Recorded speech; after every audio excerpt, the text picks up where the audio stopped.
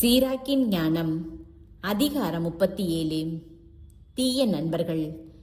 எல்லா நண்பர்களும் நாங்களும் உம் நண்பர்கள் என்பார்கள். சிலர் பெயரளவில் மட்டுமே நண்பர்கள்.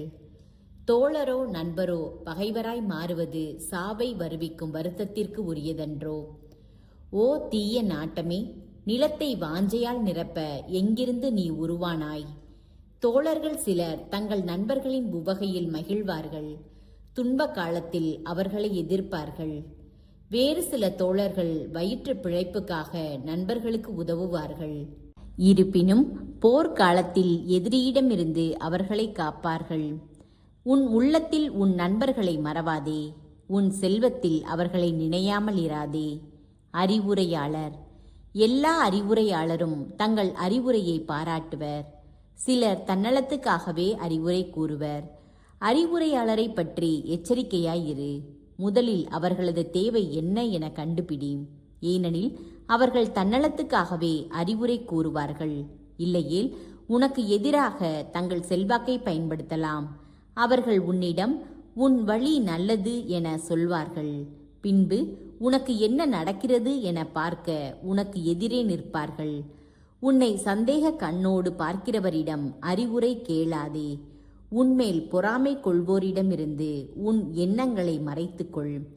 பெண்ணிடம் அவர்களுடைய எதிரியை பற்றியோ, கோழையிடம் போரை பற்றியோ, வணிகரிடம் விலைகளை பற்றியோ, வாங்குபவரிடம் விற்பனையை பற்றியோ, பொறாமை கொள்பவரிடம் நன்றியறிதலை பற்றியோ, கொடியவரிடம் இரக்கத்தை பற்றியோ, சோம்பேறியிடம் வேலையை பற்றியோ, நாள் கூலியாளிடம் வேலையை முடித்தலை பற்றியோ, சோம்பேறி அடிமையிடம் பல வேலைகளை பற்றியோ அவர்கள் கொடுக்கும் எந்த அறிவுரையையும் பொருட்படுத்தாதே. இறை பற்றுள்ளவர்களோடு, உனக்கு தெரிந்தவரை கட்டளைகளை கடைபிடித்தவர்களோடு, ஒத்த கருத்து உடையவர்களோடு, நீ தவறினால் உன்னுடன் சேர்ந்து வருந்துபவர்களோடு எப்போதும் இணைந்திரு.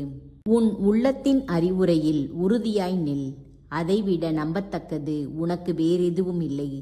காவல் மாடத்தின் மேலே அமர்ந்திருக்கும் 7 காவலர்களை விட மனித உள்ளம் சில வேளைகளில் நன்கு அறிவுறுத்துகிறது. இவை எல்லாவற்றிற்கும் மேலாக உன்னத இறைவனிடம் மன்றாடு. அப்பொழுது அவர் உன்னை உண்மையின் வழியில் நடத்துவார். ஞானம். எண்ணமே செயலின் தொடக்கம். திட்டமிடல் எல்லா செயலாக்கத்திற்கும் முன் செல்கிறது. மனமாற்றத்தின் அடையாளம் 4 வகைகளில் வெளிப்படும். அவை நன்மை, தீமை, வாழ்வு, சாவு. இவற்றை இடைவிடாது ஆண்டு நடத்துவது நாவே. பலருக்கு நற்பயிற்சி அளிப்பதில் சிலர் திறமையுள்ளோராய் இருக்கின்றனர், தமக்கோ பயனற்றவராய் இருக்கின்றனர். நாவன்மை படைத்த சிலர் வெறுக்கப்படுகின்றனர். அவர்களுக்கு எவ்வகை உணவும் இல்லாமற் போகும். ஏனெனில் பேசும் வரம் அவர்களுக்கு ஆண்டவரால் கொடுக்கப்படவில்லை. அவர்களிடம் எவ்வகை ஞானமும் இல்லை. சிலர் தங்களுக்கே ஞானியராயிருக்கின்றனர். அவர்களுடைய அறிவு கூர்மையின் பயன்கள் அவர்களது பேச்சில் வெளிப்படும். ஞானி தம் மக்களுக்கு நற்பயிற்சி அளிக்கிறார். அவருடைய அறிவு கூர்மையின் பயன்கள் நம்பத்தக்கவை. ஞானி புகழால் நிரப்பப்படுவார். அவரை காண்போர் அனைவரும் அவரை பேறு பெற்றவர் என அழைப்பர். மனித வாழ்க்கை நாள்களின் எண்ணிக்கையில் அடங்கும்.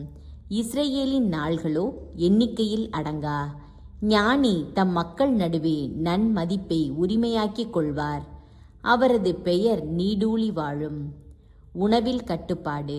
குழந்தாய், உன் வாழ்நாளில் உன்னையே சோதித்துப்பார். உனக்கு எது தீயது என கவனி. அதற்கு இடம் கொடாதே. எல்லாருமே எல்லாருக்கும் நன்மை பயப்பதில்லை. எல்லாரும் எல்லாவற்றிலும் இன்பம் காண்பதில்லை. எவ்வகை இன்பத்திலும் எல்லை மீறி செல்லாதே. நீ உண்பவற்றின் மீது மிகுந்த ஆவல் கொள்ளாதே.